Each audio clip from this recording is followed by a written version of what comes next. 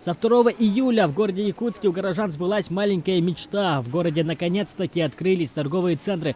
По этому поводу мы решили опросить администраторов бутиков торгового центра, как ведется работа в магазинах в условиях пандемии. Мы рады видеть вас снова в наших магазинах Таранова. Мы соблюдаем все рекомендации Роспотребнадзора. Вход у нас строго в масках. Дезинфицируются примерочные кассы, делается влажная уборка магазина. Соблюдается дистанция между покупателями и соблюдаются допустимые нормы посещения одновременно. Из расхода 1 человек на 4 квадратных метра.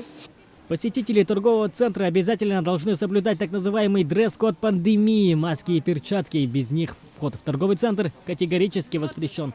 А также в целях безопасности при входе все посетители обрабатывают руки антисептиком.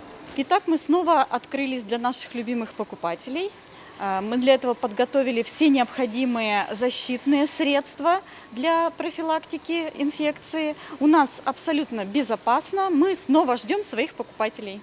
Конечно, то, что торговые центры только открылись после длительного перерыва, видно сразу. Покупателей в разы меньше, чем в обычное время. И мы узнали у горожан, насколько они рады открытию торговых центров. С одной стороны, мы очень рады, но мы в первый день не пошли, потому что думали, что будет большой наплыв. Решили прийти сегодня, спустя несколько дней. Как видим, народу не так много, и все в основном в масках. И хорошо, что встречают, и руки можно обработать, и маску купить. Пусть работают.